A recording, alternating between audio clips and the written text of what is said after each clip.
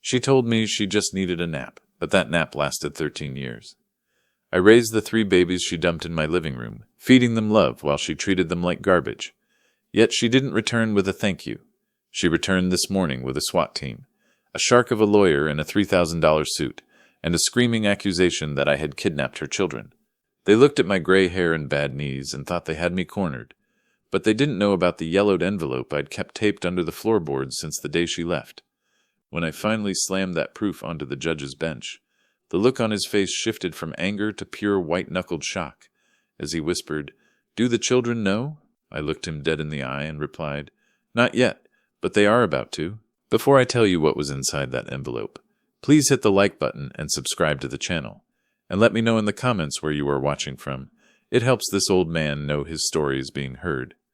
It was 6 in the morning on a Sunday, and the only thing I was guilty of was using too much butter in the skillet. The kitchen was the only warm place in the house. Outside, the Wyoming wind hammered against the siding, hunting for cracks, but inside it was just me and the cast-iron skillet. I watched the bacon sizzle.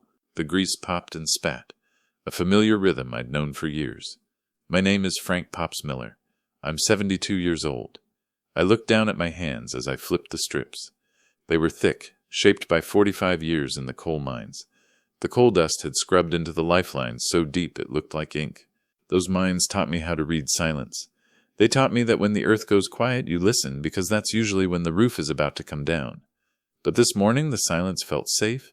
It was just the smell of cheap coffee and the hum of the old refrigerator. I set the table, 3 plates. Tyler needed the protein. He was growing so fast his ankles showed below his jeans. He was trying to make varsity football. Sarah needed the quiet.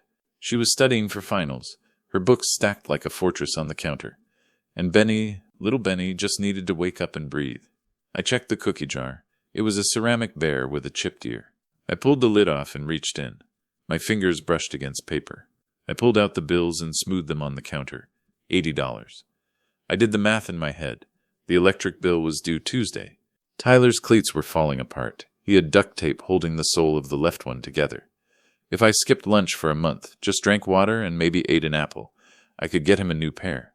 We were poor. We were scraping the bottom of the barrel. But looking at those 3 empty plates, I felt a swell in my chest. We were a family. We were solid. Then the silence broke. It wasn't a knock, it was an explosion. Boom. The front door didn't just open. It disintegrated. Wood splinters flew across the living room like shrapnel.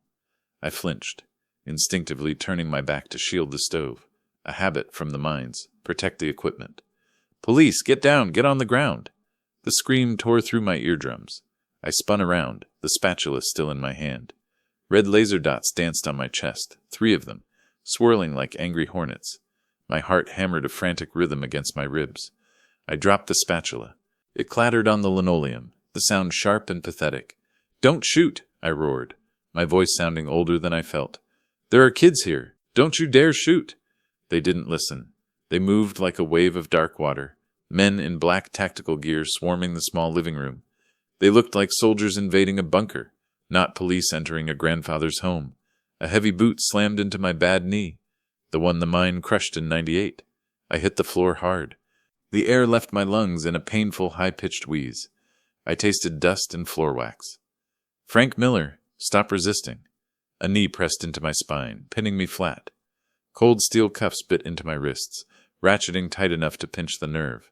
"I'm not resisting," I gasped, trying to pull air into my crushed chest. "I'm trying to breathe." I twisted my head to the side, my cheek pressed against the cold floor. I saw the officer's face above me. Mac, Officer Mackenzie. My stomach dropped. It was my neighbor. We had fished together at the reservoir last Sunday. We had shared a thermos of coffee. Mac wouldn't look me in the eye. He was chewing his gum fast, his jaw working nervously. He looked at the wall, at the floor.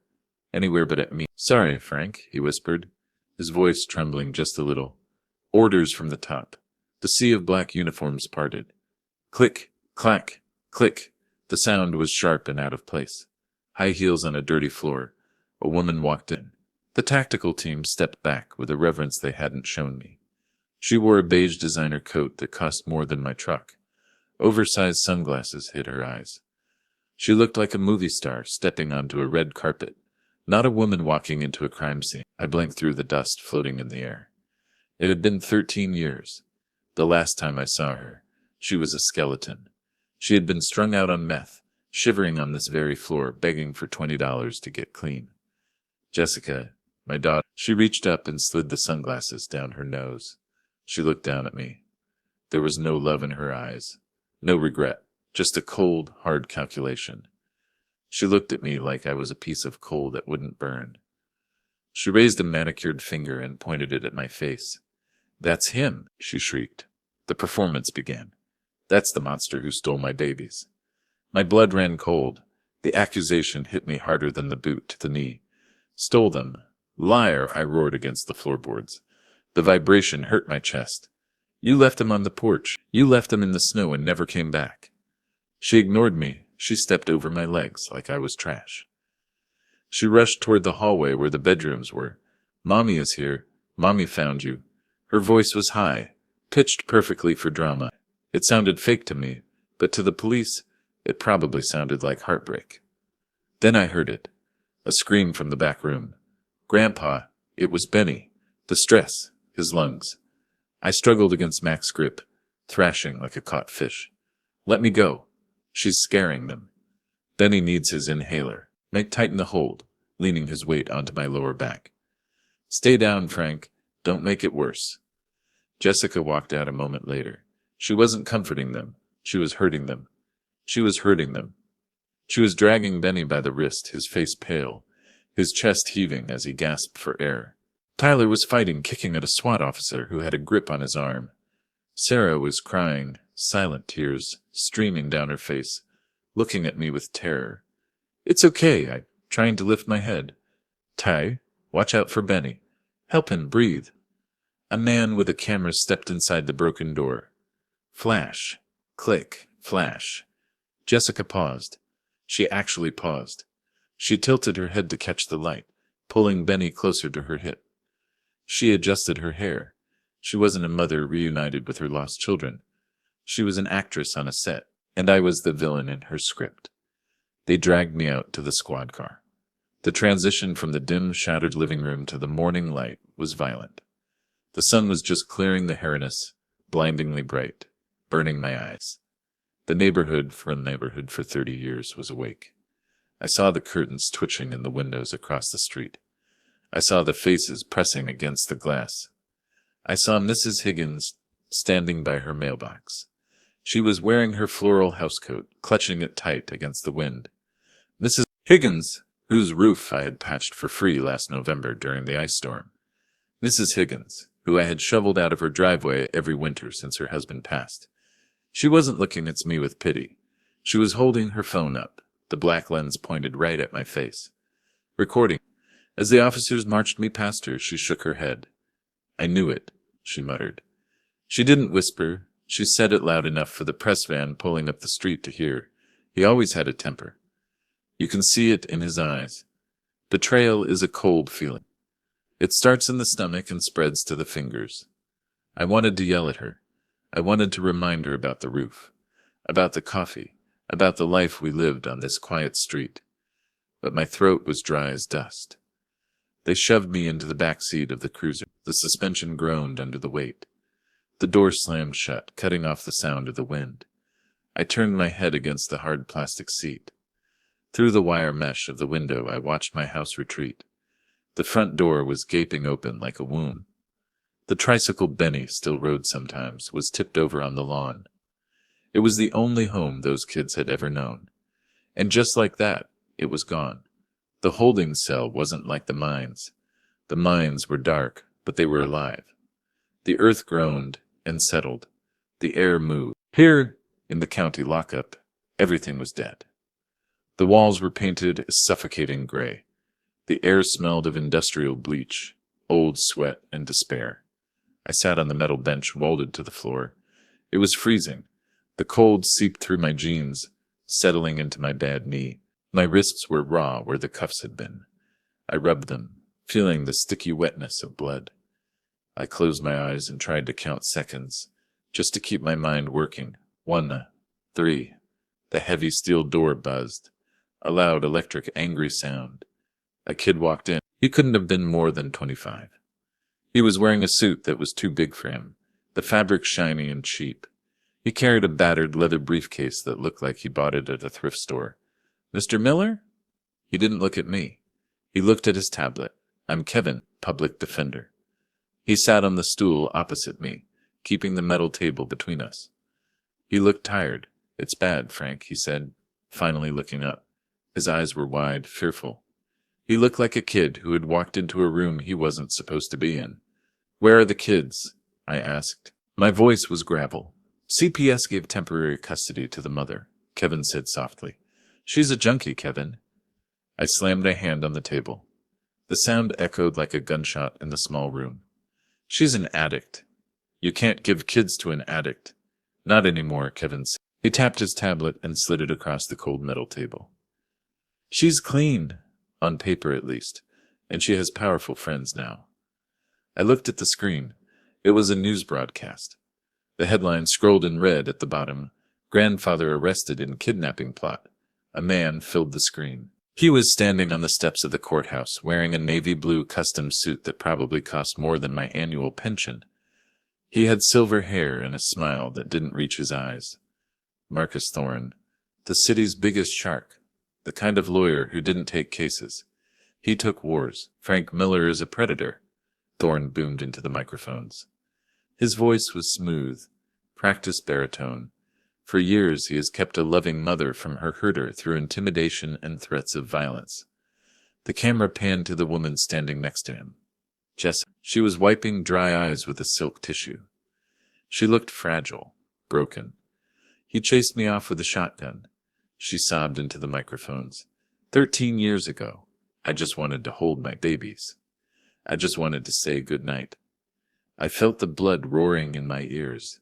I grabbed the plastic cup of water on the table and threw it at the wall. "Wise!" I screamed.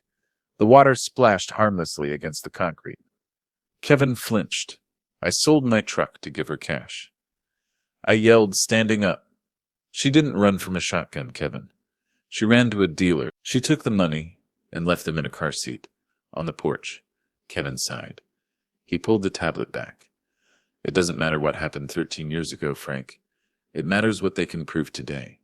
It's your word against a grieving mother represented by Marcus Thorne." Kevin put the tablet away. The silence in the cell grew heavy again. "The judge set bail," Kevin said quietly. "How much?" $750,000. I laughed. It was a dry, broken sound that hurt my throat. "Kevin, I don't have 750 cents. I have $80 in a cookie jar." Kevin leaned forward. He lowered his voice. "There is a way. I spoke to a bail bondsman. He's willing to put up the bond. But you need collateral. 10% cash or property." "I have nothing. You have the house," Kevin said. "It's paid off, right? The equity covers it." My stomach dropped. That house was my retirement. It was the kids' inheritance. It was the only thing I owned that proved I had existed on this earth. "If you lose the case," Kevin warned, "you lose the house. You'll be homeless, Frank." I closed my eyes. I pictured the house. I saw the height chart carved into the kitchen door frame. I saw the spot on the rug where Sarah spilled grape juice. I saw the empty rooms. Then I pictured Tyler's face when the police grabbed him. I pictured Benny's chest heaving without his inhaler. I opened my eyes. The decision was simple. It wasn't a choice. It was a necessity.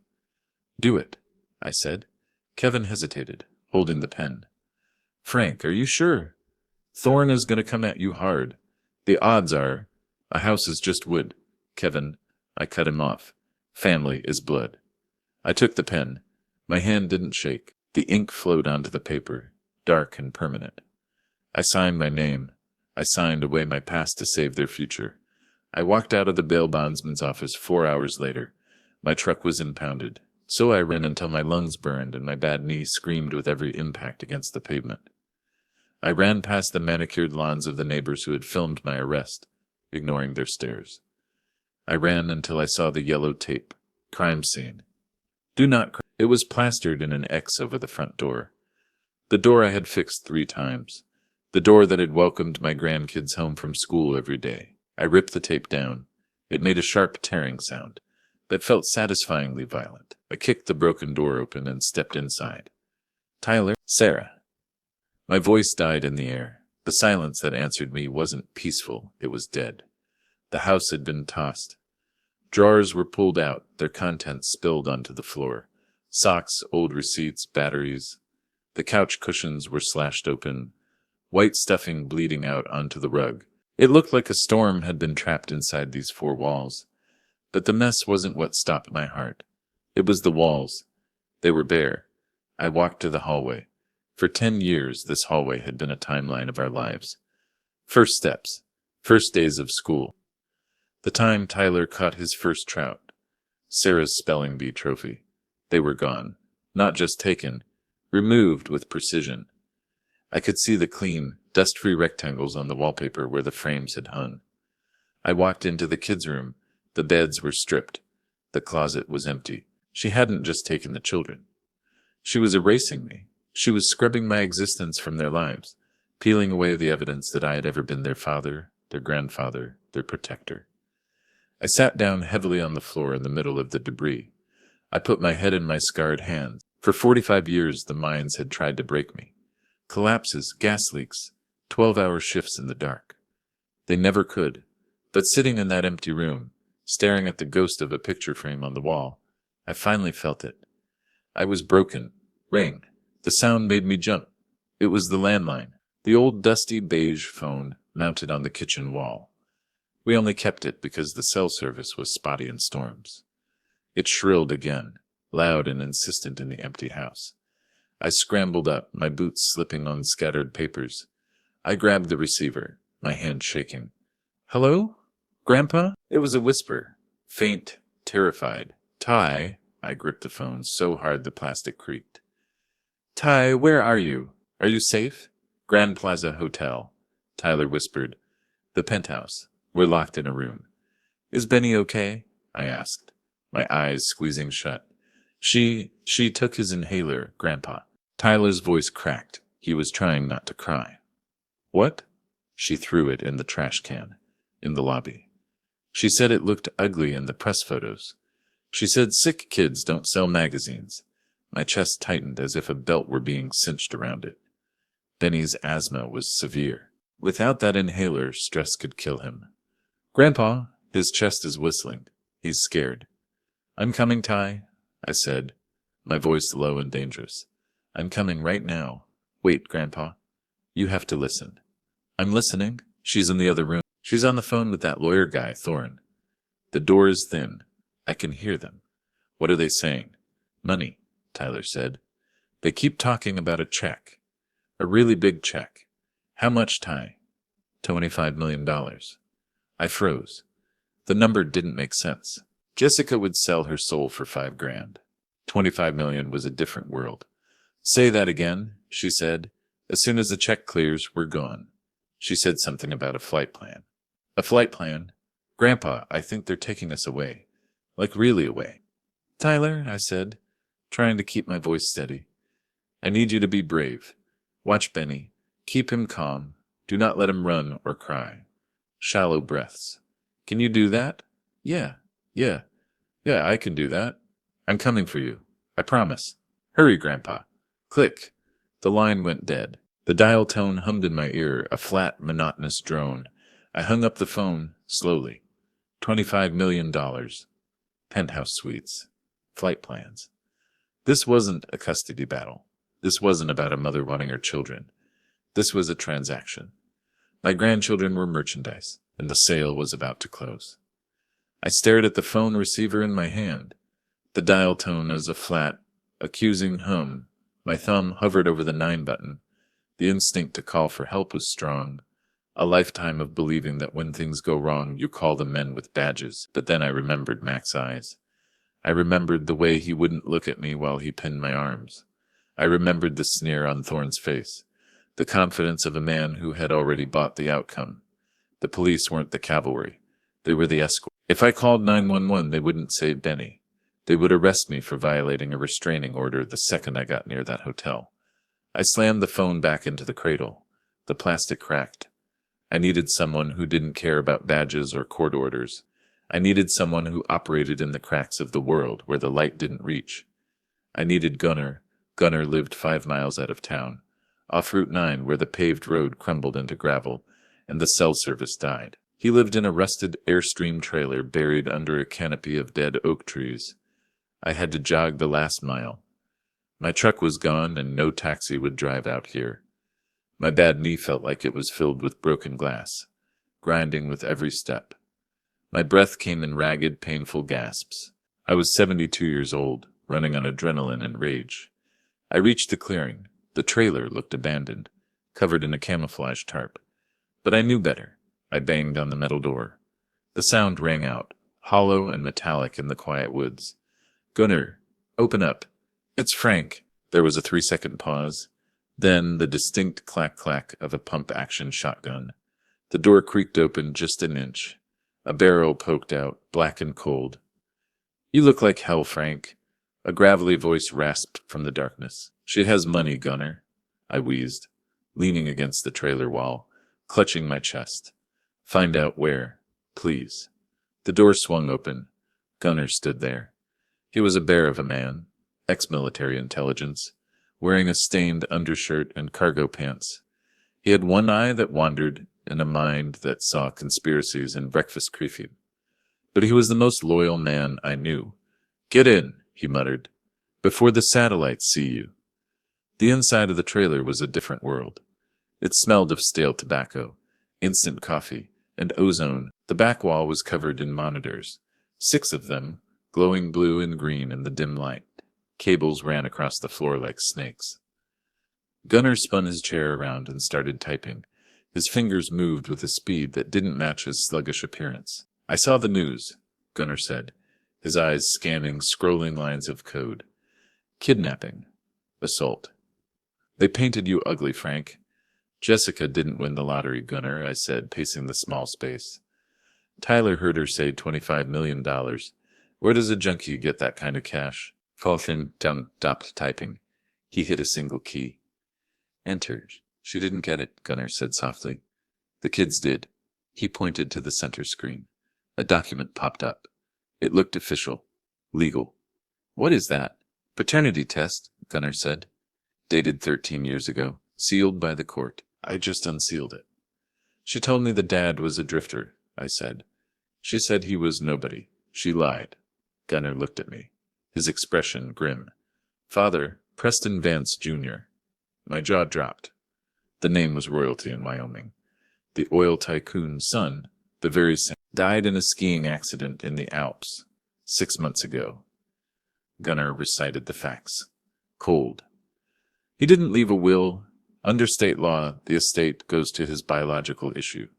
"The kids," I whispered. "Exactly $25 million, Gunnar confirmed. "Held in trust." "But they're minors," I said, the horror dawning on me. "They can't touch it." "No," Gunnar said, turning back to me. "But the legal guardian can. There's a clause. The guardian receives a management stipend of $750,000 a year, plus full access to the Aspen estate and the discretionary fund." I felt sick, physically sick. It wasn't redemption. It wasn't maternal instinct. She looked at Benny and didn't see a son. She saw a paycheck. She looked at Tyler and didn't see a football player. She saw a key to a vault. "She's selling them again," I said, my voice trembling. "She's just found a richer buyer." Suddenly, the screen on the far left flashed red. An alarm pinged, sharp, urgent. "Alert," Gunnar said, leaning in. "Flight plan filed." "Where?" "Tail number N450 GV. Private jet. Departing locally." Gunnar squinted at the destination code. "Zurich, Switzerland." "Switzerland. Non-extradition for civil custody disputes," Gunnar said, speaking faster now. "If she gets them on Swiss soil, Frank, the U.S. courts can't touch her. Thorne will tie it up in international litigation until those kids are 30. If they leave," I said, "I never see them again." "You never see them again," Gunnar agreed, "and with her controlling the medical decisions. Without you watching Benny's meds." He didn't finish the sentence. He didn't have to. "When?" I asked. Gunnar looked at the clock on the screen. "Wheels up in 45 minutes. I looked at my hands. They were shaking. Not from fear, but from a sudden, terrifying clarity. I was done being the victim. I was done being the nice old man who fixed roofs and followed the rules. The rules were broken. I stood up. The pain in my knee vanished, replaced by a cold, hard resolve. Give me your keys, Gunner. Gunner looked at me. He looked at the shotgun leaning against the wall. Then he looked at the monitors. He reached into his pocket and tossed me a set of keys with a rabbit's foot keychain. The Ford's out back, Gunner said. The brakes are soft. The engine is loud. Does it run? It runs like a beast. I caught the keys. Let's go, I said. Gunner stood up. He grabbed the shotgun. I'm driving, he said. You shoot terrible when you're angry. We stepped out into the humid afternoon air. The sky had turned a bruised purple. A storm was brewing over the Ton Range.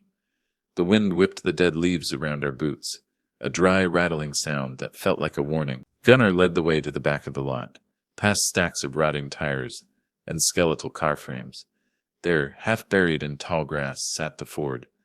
It was a monstrosity of rust and primer. An F-250 from the late 70s, lifted high, with a steel brush guard welded to the front bumper that looked like it could punch through a brick wall. It was ugly. It was loud. It was perfect. She runs hot, Gunner said, patting the hood like it was a loyal dog. And the suspension is shot, but she'll pull a house down if you ask her to. I limped to the passenger side. My knee was throbbing with a dull, sickening rhythm, a reminder of the morning's violence. I grabbed the door handle. It was cold and gritty with rust. I looked back at the woods, at the quiet, hiding life Gunner led. I looked at the sky. I had been a law-abiding man for 72 years. I paid my taxes. I stopped at stop signs even when the road was empty. I tipped the waitress. I respected the badge. That man, Frank Miller, the retiree, the neighbor, the citizen, died this morning on his kitchen floor. What was climbing into this truck was something else. Something older, something that didn't care about laws, only survival. I hauled myself into the cab. It smelled of old grease and stale tobacco. The seats were cracked vinyl, taped over with duct tape that snagged on my jeans. Gunner climbed into the driver's seat. The suspension groaned under his weight. He jammed the key into the ignition, but didn't turn it. He looked at me. His wandering eye was steady for once, fixed on mine. Frank, he said, his voice low, you know what happens when we leave this driveway? We're crossing a line. I know, I said. This isn't just speeding, Gunner pressed. We're going to an airfield. We're intercepting a private jet owned by $1 billion estate. We're attacking a lawyer who owns the police force. He tapped the steering wheel. If we do this, we don't go home tonight. Maybe not ever. You're trading your freedom for theirs. I looked through the dirty windshield. I saw Tyler's face in my mind, the terror in his eyes as he held that phone. I saw Benny gasping for air. I saw Sarah, silent and weeping. I thought of the $25 million, cold, hard cash that Jessica valued more than their heartbeats. I don't have a home anymore, Gunner, I said softly. My home is in that car with those kids. If they leave the country, I'm just a ghost haunting an empty house. Gunner held my gaze for a second longer.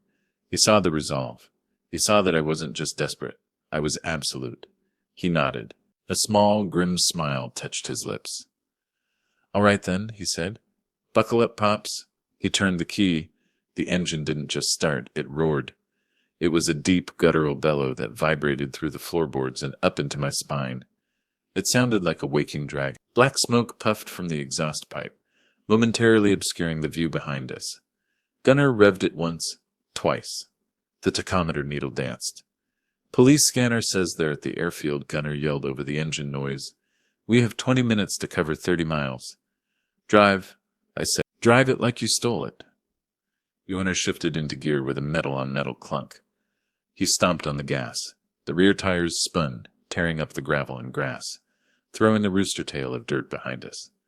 The truck fishtailed, then bit into the earth and surged forward. We shot out of the clearing, bouncing violently over the ruts. We hit the asphalt of Route 9, doing 40, and Gunner didn't lift his foot. I gripped the "Oh Jesus" handle above the door. The trees blurred into a green and brown smear. We were committed. There was no turning back. We were the storm now. The highway was a blur of gray asphalt and green pine. The speedometer on the rested Ford hovered near 90. The engine screamed, a high-pitched whine that drowned out my own thought. "Police scanner says they're at the airfield," Gunner yelled, one hand wrestling the steering wheel, the other adjusting the radio dial. "They're requesting clearance for takeoff." "Faster," I said. I gripped the handle above the door until my knuckles turned white. My heart wasn't racing anymore. It had settled into a slow, heavy thud. I looked at my reflection in the side mirror. The wind was whipping my gray hair. The lines on my face were deep, etched by years of coal dust and worry. I looked like an old man, but I didn't feel like one. In the mines, when the lights go out, you find out who you really are. Some men panic, some men pray, and some men become something else.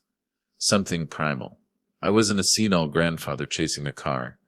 I was a wolf whose pack had been stolen, and I was going to tear the throat out of anyone who stood between me and those cubs. There, Gunner pointed. Ahead, the chain-link fence of the private airfield rose up. It was topped with razor wire, gleaming in the stormy light. 2 uniformed guards stood by the closed gate, their hands resting on their holsters. They saw the truck barreling toward them. They stepped into the road, palms up. "Stop. They aren't opening it." Gunner shouted. He tapped the brakes. "Ram it," I yelled. I didn't hesitate. "Don't you dare stop, Gunner! Ram it!" Gunner looked at me, then at the gate. He gritted his teeth and floored the pedal. The guards dove out of the way. Crash. The sound was deafening. Metal screeched against metal. The heavy steel gate folded like wet cardboard under the brush guard of the Ford. Sparks showered the windshield. We burst through, dragging a tangled mess of chain-link fencing beneath the chassis. The truck fishtailed violently on the slick tarmac, tires smoking as Gunner fought for control. We straightened out and roared down the runway. And there it was. The jet was sleek and white, looking like a predator bird perched on the blacktop. The engines were already whining, a high-pitched scream that vibrated in my teeth. The heat shimmer from the exhaust blurred the air. They were boarding. I saw them on the metal stairs. Thorne was at the top, shoving Sarah inside. She was looking back, her face a mask of terror. Jessica was on the bottom step. She was dragging Benny. My heart stopped. Benny wasn't walking. He was limp, his legs dragging on the metal steps. His head bobbed loosely. "He can't breathe," I screamed. "She's killing him." We were still 50 yards away. The truck was moving too slow. "Get me close," I yelled. Gunner swerved toward the plane. Before the truck even stopped, I kicked the door open. "Frank, wait." I didn't wait. I jumped. I hit the asphalt, rolling at 20 miles an hour. My shoulder slammed into the ground, followed by my hip. I tumbled, the rough surface shredding my shirt and skin. I came up on my feet, ignoring the searing pain in my bad knee. It popped, a sickening wet snap. I gritted my teeth and forced it to hold my weight. I reached into the bed of the truck as I ran past and grabbed a tire iron. It was heavy, cold, and rusted. Familiar. "Stop," I roared. The sound tore from my throat, raw and bloody. Jessica turned. She saw me. Her eyes went wide behind her sunglasses. "Get them on the plane," she shrieked at the pilot. Then she pointed at me. "Shoot him. Someone shoot him." 80 guards stepped out from beneath the wing. He was huge, a wall of muscle in a black suit. He moved with the easy grace of a man who hurt people for a living. He cracked his knuckles and stepped into my path. I didn't slow down. I didn't try to go around him. The mind teaches you leverage. It teaches you that a small man with a heavy tool can break the hardest rock. "Get out of my way," I growled. The bodyguard sneered. "Sit down, old man." He reached for me. I swung the tire iron. I didn't aim for his head. I aimed for his knee. Crack. He howled and crumpled to one side. But he was fast. As he fell, he lashed out. His fist connected with my chest. It felt like being hit by a sledgehammer. My ribs crunched. The air left my lungs in a rush. I flew backward, tasting copper and bile. I hit the tarmac hard. My vision swam. Black spots danced in front of my eyes. I tried to get up. My body refused. I was 72. I was broken. The bodyguard was getting up, limping, reaching for a holster under his jacket. Bang. The shot was deafening. The bodyguard froze. We all froze. Gunner stood by the truck. The shotgun pointed at the sky. Smoke drifted from the barrel. "Let the kids go," Gunner yelled. For a second, silence held the airfield. Then the world turned blue. Sirens wailed from every direction. Police cruisers flooded onto the tarmac, cutting off the exit, swarming around the jet and the truck. I struggled to my knees, gasping for air. "Help them," I pointed at the plane. "They're kidnapping the kids." Someone hit me from behind. A heavy weight drove me back into the ground. "Frank, stop fighting." It was Mac. Again. He twisted my arm behind my back, wrenching the shoulder I had just landed on. "They're taking them, Mac." I spit blood onto the asphalt. "Benny is dying. Look at him." Mac didn't look. He pressed my face into the oil-stained ground. "I'm sorry, Frank." I turned my head, my cheeks scraping the tarmac. Thorne stepped down from the plane stairs. He adjusted his tie. He looked at the chaos, then at me, pinned under Mac's knee. He looked bored. "Officer," Thorne said, his voice cutting through the noise. "Arrest this maniac. I want charges pressed. Terrorism, assault with a deadly weapon, attempted kidnapping. We have him, Mr. Thorne," a sergeant said. "Good." Thorne turned back to the stairs. I watched Jessica. She stood at the door of the plane. She looked down at me. She smiled. It was a small, triumphant curl of her lips. "Nice try, Dad," she mouthed. Then she stepped inside. The heavy door of the jet swung shut, sealing them in. "No," I screamed into the pavement. "Benny," the handcuffs clicked shut on my wrists. I watched through tears and blood as the jet engines roared to full power. The plane began to move, taxiing away from me, taking my heart with it. The jail cell was different this time. The first time, it had been a holding pen for a confused grandfather. This time, it was a cage for a dangerous criminal. I was in maximum security. There was no bail. The judge had looked at the photos of the destroyed airfield gate and the battered bodyguard and set the hearing for 3 days out. I sat on the edge of the cot. The air was frigid, pumped in through vents that rattled with a metallic cough. My ribs were taped up, a tight corset of pain, every time I took a shallow breath. My knee was swollen to the size of a grapefruit, pulsing with a dull red heat. I closed my eyes. All I could hear was the whine of that jet engine. All I could see was the door closing on Benny's face. I was facing 20 years. At 72, that wasn't a sentence. It was a burial. It was midnight when they moved me. "Medical check," the guard grunted, unlocking the cell. He didn't look at me. He looked tired, bored. They marched me down a long linoleum hallway to the infirmary. It was a small room, smelling of antiseptic and floor wax. A single fluorescent light buzzed overhead, flickering like a dying moth. The guard cuffed my right wrist to the bed rail. "Nurse will be in," he said. Then he left. I lay back on the thin mattress. The silence stretched. 10 minutes passed, then 20. The door handle turned. It didn't squeak. It had been oiled. A man walked in. He wore blue scrubs and a surgical mask, but it didn't move like a nurse. He moved like a linebacker trying to walk on tiptoes. His neck was thick, a slab of muscle rising from his shoulders. He turned and locked the door behind him. Click. Nurses don't lock the door. He turned to face me. His eyes were dead, flat, shark-like eyes above the mask. I glanced at the ID clipped to his chest. It was flipped backward. "Time for your medicine, Mr. Miller," he whispered. His voice was gravel sliding on concrete. I looked at his hands. He was holding a syringe. It was filled with a clear liquid. "I'm not sick," I said. I tried to sit up, but the cuff jerked my arm back. "You will be," he said. "Heart failure, very common for men your age, especially with all this stress." He walked toward the bed. My mind raced. Thorne couldn't risk a trial. A trial meant discovery. It meant evidence. It meant I might talk. Thorne needed me dead, and he needed it to look natural. I looked at the man.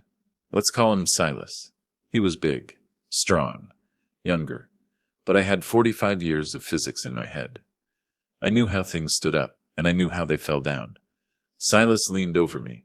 He reached for the IV port on my arm. He was confident. He thought I was just a battered old man cuffed to a bed. He made a mistake. He planted his left leg close to the bed frame for leverage. He locked his knee. "Just relax," Silas whispered. The needle hovered. I didn't relax. I coiled. Mining teaches you about fulcrum. If you apply enough pressure to the right point, even a mountain will move. I waited until his weight shifted forward. Snap. I drove my unbound left foot into the side of his knee. I didn't kick it. I stomped through it.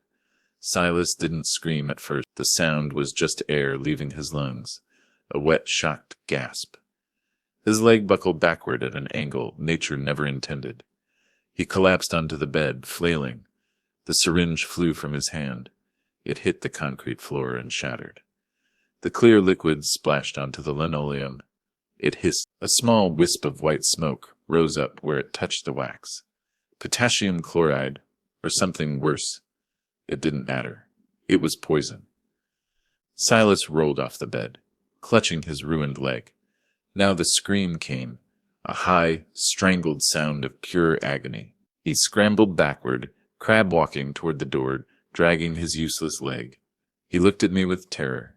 He wasn't a professional assassin anymore.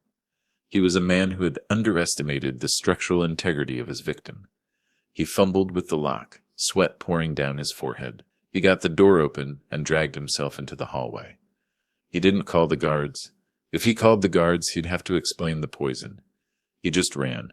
I lay back on the pillow, my chest heaving, sweat stinging my eyes. They were desperate. They were scared. And that meant I still had a chance. I started yelling, "Guard! Help!" The real guard came running. He found me hyperventilating, pointing at the door. "A man!" I gasped. He tried to attack me. The guard looked around. He saw the shattered glass. He saw the scuff marks. But he didn't care. He just wanted to go back to his desk. "You're hallucinating, Miller," he grunted. "Go to sleep." "I want my phone call," I said. I never used it. By law, I get one call. The guard sighed. He checked his watch. "Make it quick." He handed me the receiver on the wall mount. I dialed the number by memory. It rang 4 times. "Yeah?" Gunner's voice. He sounded awake. He was always awake. "Gunner," I whispered. "It's Frank. I'm here. Are you okay?" "No. They tried to kill me inside." Silence on the line, then the click of a weapon being loaded. "Say the word, Frank. I'll take the truck through the wall." "No," I said. "No more brute force. We need the nuclear option. Frank." Gunner hesitated. "Are you sure?" "Go to the house," I said. "It's a crime scene, sealed tight. Break in, go to the master bedroom." I closed my eyes, picturing the room I hadn't slept in since my wife died. Under the heavy rug, I said, "There's a loose floorboard near the radiator. Pry it up." "What am I looking for?" Gunner asked. "A yellow envelope," I said. "It's been there for 13 years.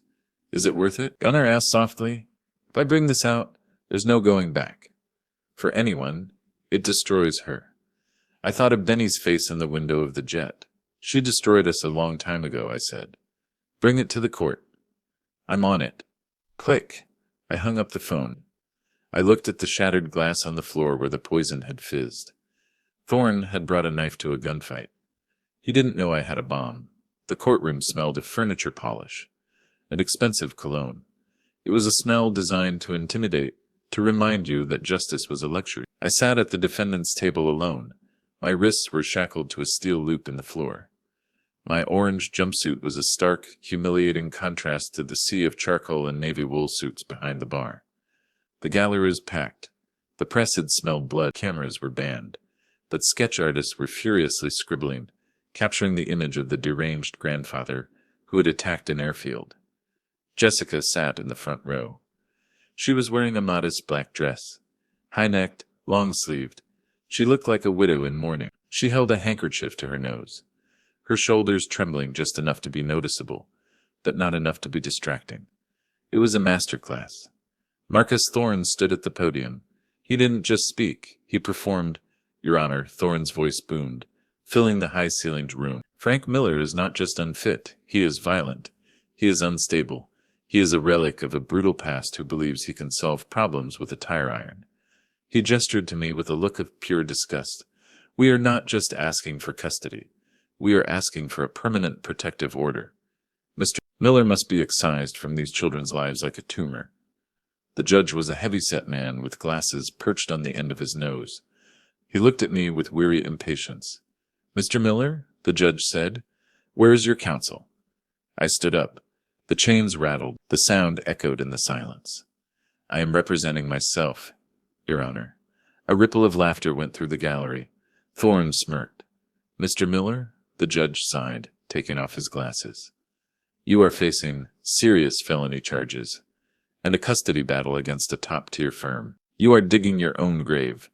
"I know the truth, Your Honor," I said. "I don't need a lawyer to tell it." Thorne didn't let up. He called his first witness. Mrs. Higgins. She waddled to the stand, clutching her purse. She avoided my eyes. "He was always angry," she lied, her voice shaky. I heard yelling. I heard him beating those kids. I stared at her. I remembered the snow I'd shoveled from her walk. I remembered the tea we'd shared. She looked down at her lap, her face flushing red. Shame? Maybe. But the damage was done. Thorne had bought her fear, or maybe her mortgage. "Thank you, Mrs. Higgins." Thorne said smoothly, "No further questions. Mr. Miller," the judge said. "Your defense? Do you have witnesses?" I looked at the double doors at the back of the room. They were closed. My heart hammered against my bruised ribs. The clock on the wall ticked. Tick, tick, tick. If Gunnar didn't make it, it was over. The 45 years in the mines, the struggle, the love, all of it would end with the bang of a gavel. "Mr. Miller?" The judge was reaching for his gavel. My throat was dry. "I have a witness. He's coming." "We are not waiting on your schedule," the judge snapped.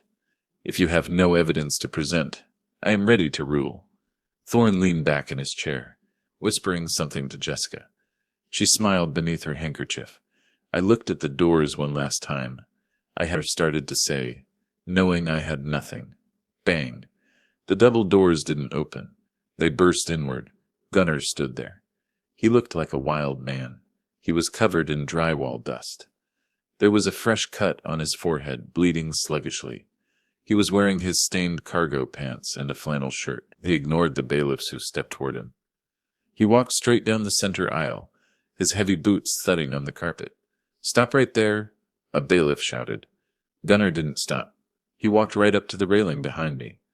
He locked eyes with me. He didn't smile. He just reached into his jacket. Thorne jumped up. "Objection, Your Honor. This is a circus. Remove this man." Gunnar pulled out a yellow envelope. It was faded, the corners bent. It smelled of mildew and old secrets. He handed it to me over the rail. "Overruled," the judge barked, intrigued by the interruption. "What is that, Mr. Miller?" I took the envelope. My hands trembled as I undid the string clasp. 13 years ago, I said, my voice gaining strength. Jessica didn't run away from a shotgun. I turned to look at her. For the first time, the mask slipped. Her eyes went wide. Her skin turned the color of ash. She knew the envelope. She made a sale, I said. I pulled out a single sheet of paper. The ink was old, but the notary seal was crimped deep into the fiber. "I would like to enter this into evidence," I said. I began to read aloud.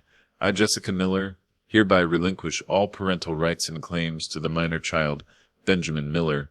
The room went deathly silent. Even the sketch artists stopped moving. "To Frank Miller, in exchange for the sum of $12,000. I looked up. Thorne was frozen. He hadn't known. She hadn't told him. "And specifically," I continued, reading the handwritten note at the bottom, "to be paid in cash for the purchase of a 2011 Chevrolet Camaro." Gasps rippled through the gallery like a shock wave. The judge froze. He leaned over the bench. "Bring that here." I handed it to the bailiff, along with a photograph I had pulled from the envelope. The judge put on his glasses.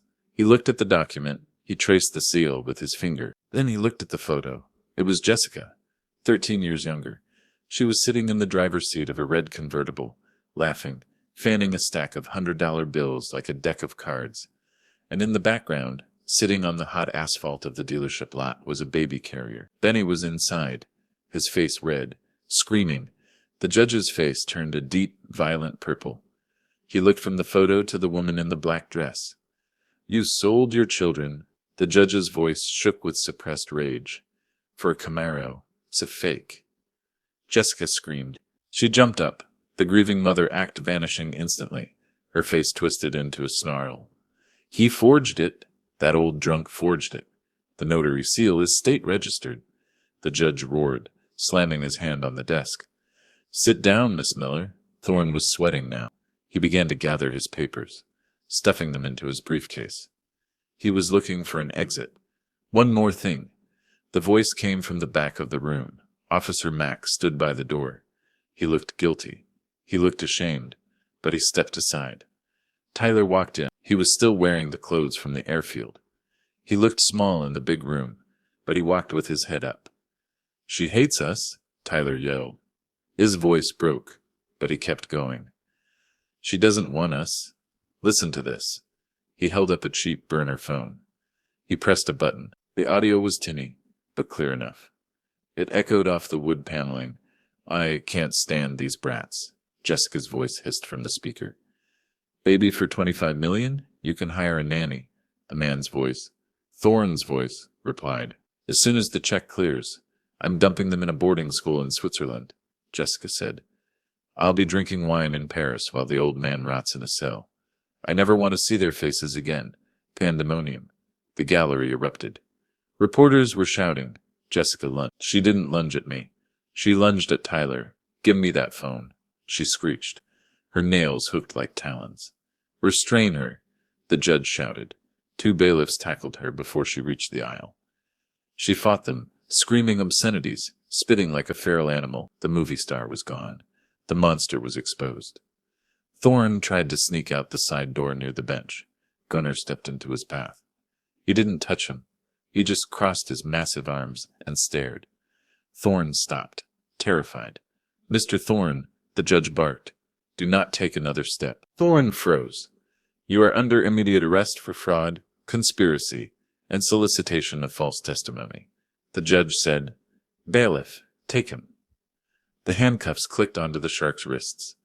He didn't look so expensive anymore. The judge turned to me. His expression softened. He looked at the chains on my wrists. Unlock the defendant, he ordered. Immediately, the bailiff fumbled with the keys. The steel cuffs fell away. I rubbed my wrists. The judge raised his gavel. Bang. Case dismissed with prejudice, he declared. Frank Miller retains full, permanent custody. And God help anyone who tries to take them from him again. I looked at Tyler. He was smiling through tears. I looked at Gunnar. He gave me a slow nod. I looked at my hands. They were scarred. They were old, but they were free. The aftermath of an explosion is always quieter than you expect. Jessica didn't go quietly. As the bailiffs dragged her out, her screams echoed in the hallway outside the courtroom. It wasn't the scream of a mother losing her children. It was the rage of a gambler who had bet everything on a rigged game and still lost. She got 15 years. Child abandonment, fraud, attempted kidnapping, conspiracy. I watched her go. I felt a phantom pain in my chest. The memory of the little girl I used to carry on my shoulders before the drugs and the greed hollowed her out. I didn't hate her anymore. Hate takes energy. I just felt a profound, heavy pity. Thorne didn't scream. He went pale. He whispered threats to the officers about lawsuits and connections, but the handcuffs stayed on. He was disbarred before the sun went down. Last I heard, he was in a cell in the county lockup, probably drafting a lawsuit against the warden for the thread count of the sheep. The shark was defamed. The money was the next battle. $25 million to a man who had scraped coal dust for pennies. The number was abstract. It didn't feel real. It felt dangerous. I fired the firm that Thorne had set up. I hired a boring, terrifyingly expensive estate attorney from Denver, a woman who wore gray suits and didn't smile. Put it in a trust, I told her. Ironclad. For the children? She asked. Every dime, I said. College, weddings, first homes, medical bills. If they want to start a business or travel the world, the money is there. But they don't get the bulk of it until they're 30. I want them to know who they are before they know what they're worth. I signed the papers. The fortune that had almost destroyed us was now a shield. There was a clause in the original estate documents, the one Thorne had drooled over. The guardian's stipend. $750,000 a year for the caretaker. I stared at the line on the contract. I could have refused it. Pride told me to refuse. I had lived on a miner's pension my whole life. But I looked at Benny's worn-out shoes. I looked at the duct tape on Tyler's cleats. I looked at my own hands, stiff with arthritis. I wasn't taking the money for me. I was taking it to buy them the one thing I had never been able to give them. Freedom. 3 weeks later, I stood in the living room of the house on Elm Street. It was empty. The boxes were packed. The furniture was gone. The floors were swept clean. That the scars remained. I traced the splintered wood on the doorframe where the SWAT team had breached. I looked at the spot on the linoleum where Mac had pinned me down. I looked at the window where Mrs. Higgins had stood, filming. This house wasn't a home anymore. It was a crime scene of bad memories. Every shadow held a ghost. Every creak of the floorboards sounded like a boot kicking in the door. We couldn't heal here. The neighbors knew. The town knew. We would always be the kidnapping family. The millionaire kids. I walked out the front door and locked it. I dropped the keys into the hand of the real estate agent waiting on the porch. "Are you sure, Mr. Miller?" she asked. "You've been here 30 years, I'm sure," I said. "Sell it." I walked down the driveway to the street. Parked at the curb wasn't my old truck. It was a beast. A 40-foot Class A motorhome, deep blue and silver. It had a diesel engine that could climb mountains, and a generator that could power a small hospital. It had bunks for the kids, a master suite for me, and a kitchen that actually worked. We called it the Miller Express. Tyler was in the driver's seat, pretending to steer. Sarah was already organizing the bookshelf in the back. Benny was running up and down the aisle, his laughter ringing out, clear and wheeze-free. Gunnar was leaning against the side of the rig, smoking a cigarette. He wasn't coming with us. He belonged to his woods and his conspiracies, but he had come to see us off. "She's a good ship, Frank," Gunnar said, patting the metal siding. "She'll do," I said. I shook his hand. "Thank you, Gunnar. For the envelope. For everything." "Just keep moving," Gunnar said, pointing his cigarette at the horizon. Harder to hit a moving target. I climbed in the driver's seat. The leather was soft. The dashboard looked like the cockpit of a spaceship. I looked in the massive rearview mirror. 3 faces looked back at me. Safe, breathing, mine. I turned the key. The engine purred, a low, confident rumble that vibrated through the steering wheel. I released the air brake. It hissed like an eye of relief. I didn't look at Mrs. Higgins' house as we pulled away. I didn't look at the cracked sidewalk or the old mine works in the distance. I looked forward. The road was wide. The tank was full. We were gone. Now, I am sitting on a folding chair at the edge of the Grand Canyon. The sun is beginning to set. The light is doing things to the rock walls that I didn't think were possible. It turns the stone from red to burning orange, then to a deep, bruised purple. It's the biggest hole in the world. I spent 45 years digging holes, but those were dark, tight, suffocating places. This is open. This is what the earth looks like when it breathes. The wind blows up from the Colorado River, a mile down. It smells of sagebrush and ancient dust. It cools the sweat on my neck. I look at my hands resting on my knees. The scars are still there. The coal dust is still tattooed into the creases. The handcuffs left faint red marks that haven't quite faded yet. But they are resting. 10 feet away. The fire pit is crackling. Tyler is holding a stick over the flames. He's trying to roast a marshmallow, but he's impatient. He sticks it right into the fire and it catches. He laughs, blowing it out. It's a real laugh. Not the nervous, high-pitched sound he used to make when he heard a car door slam. Sarah is sitting on a blanket, wrapped in a quilt. She has a book open on her lap, but she isn't reading. She's watching the sunset. Her shoulders, usually hunched up like she's expecting a blow, are down. She looks young, finally, and Benny. Benny is chasing the lizard near the RV. He is running. He stops, bends over, and laughs. I listen with the ears of a man who has spent a lifetime listening for danger. There is no wheeze. There is no whistle in his chest. Just air. Clean, Deep air. He has his inhaler in his pocket, but he hasn't touched it in days. I think about Jessica. I think about her in that cold cell, counting the days. She thought money was the only thing that mattered. She sold her own blood, her own baby for a red convertible.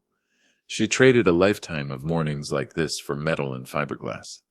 That Camaro is probably scrap metal now. It's rusted in a junkyard somewhere.